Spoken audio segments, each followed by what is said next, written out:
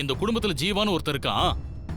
Phone பண்ணி அவனுக்கு பிரச்சனைன்னு சொன்னா லட்சக்கணக்கில் பணத்தை தூக்கிட்டு வருவாங்கன்னு நம்ம குடும்பத்துல இருந்து தானே யாரும் அவனுக்கு சொல்லியிருக்கணும். அப்போ இந்த குடும்பத்துல ஒரு கருப்பாடு இருக்குன்னு தானே அர்த்தம்.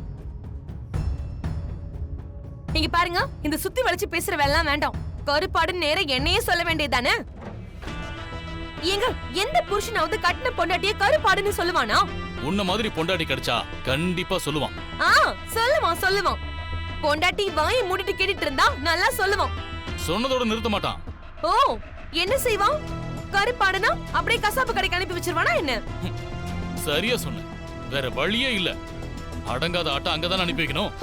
ஐயோ, என்ன பேசுறீங்க? இந்த வீட்ல என்ன நடந்திருக்கு? நாம என்ன பேசிட்டு இருக்கோம், நீங்க என்ன பேசுறீங்க? ஜானகிக்கு ஏதாவது ஒண்ணு ஆயிருந்தா இந்த வீடு தாங்குமா? இவதானே இந்த வீட்டோட குத்து விளக்கு.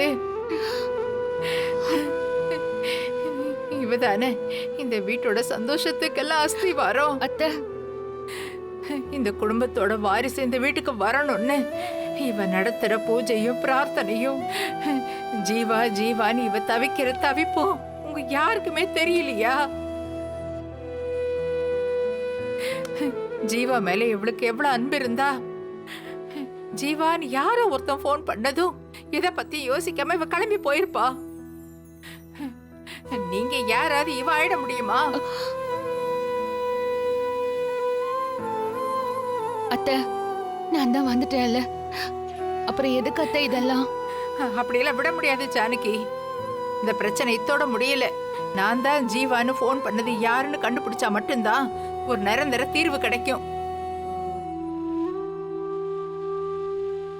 ஆமாம்மா, ஜீவா இங்க வரக்கூடாதுன்னு யாரோ நினைக்கிறாங்க.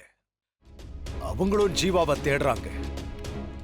நாம அவனை கண்டுபிடிச்சிட்டோமான்னு வேவு பாக்குறாங்க. இதெல்லாம் அந்த புவனேஸ்வரியோட வேலையா தான் இருக்கும் பெரியப்பா.